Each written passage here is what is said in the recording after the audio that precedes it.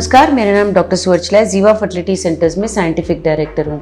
आज हम दो ऐसे हार्मोन्स के बारे में समझेंगे जो हमारे ओवेरियन रिजर्व के बारे में हमें बहुत कुछ इन्फॉर्मेशन देते हैं। बहुत सारे हार्मोन्स हैं और भी ज्यादा, लेकिन ये दो जो हार्मोन है इससे हम अनुमान लगा सकते हैं कि एज के मुताबिक आपके ओवरीज में अंडे हैं या नहीं। पहला है फॉलिकल स्टिमुलेटिंग हार्मोन। ये हार्मोन ब्रेन के हाइपोथैलेमस पिट्यूटरी रीजन से रिलीज होता है। अगर ये हार्मोन बहुत ज्यादा रिलीज हो रहा है तो इसका मतलब ये है कि ओवेरियन रिजर्व कम है। इसका मतलब ओवरीज में अंडे कम हैं। देखिए ऐसे कि सिग्नल अगर बहुत ज्यादा दे रहे हैं तो ही आपको ये दिख रहा है, तो ही आप वो सिग्नल पकड़ पा रहे हैं। सो एफएसएच भी बहुत ज्यादा रिलीज होने पर ही ओवरीज में अंडे बढ़ रहे हैं, ये ऐसे समझ सकते हैं आप। सो फॉलिकल स्टिमुलेटिंग हार्मोन अगर बहुत ज्यादा है तो ओवेरियन रिजर्व कम है। कब होता है ये? अगर आपकी उम्र बहुत ज्यादा है, अगर जेनेटिकली कुछ इशू है, अगर कोई और भी इशू है जिसकी वजह से ये प्रॉब्लम हो रहा है, तो हम एफएसएच के टेस्ट के द्वारा हम देख सकते हैं कि कोरिलेट हो रहा है, एज है, प्रॉब्लम है, मेडिकल इशू है या नहीं। और एक हार्मोन है एंटीमुलेरियन हार्मोन। एंटीमुलेरियन हार्मोन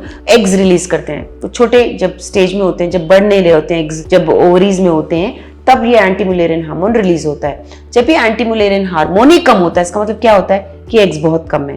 सो जब देखना चाहिए हमको कि कितने एग्स हैं, कैसा आपका ओवरीज का फंक्शन है, एफएसएच और एएमएच बहुत इंफॉर्मेशन दे सकते हैं। एफएसएच हाई नहीं होना चाहिए, एंटीमुलेरियन हार्मोन कम नहीं होना चाहिए। सो प्रॉब्लम कब हो सकता है? जब 35 के बाद, अक्सर 35-40 के बाद अगर एफएसएच हाई और एएमएच लो है तो ओवरीज में अंडे भी कम होंगे, ये तो नॉर्मल है।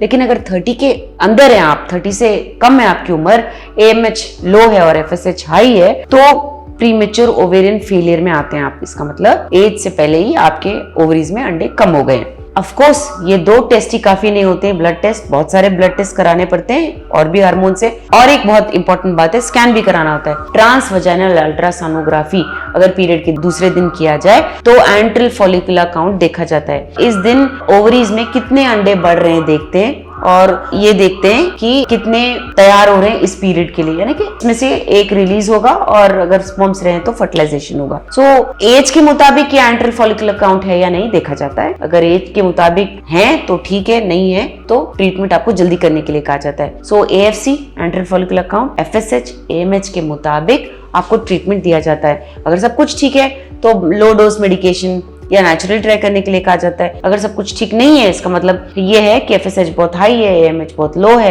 एंट्रल फॉलिकुलर काउंट कम है, तो आपको फर्टिलिटी के ट्रीटमेंट में जल्दी करने के लिए कहा जाता है ताकि आपके प्रेगनेंसी के चांसेस बढ़ सके। इसके बारे में और जानकारी के लिए अवश्य जीवा फर्टिलिटी सेंटर्स आएं। Thank you. हमने इस वीडियो को बनाने में बहुत मेहनत की है, जरूर हमें सब्सक्राइब और लाइक कीजिए। Thank you.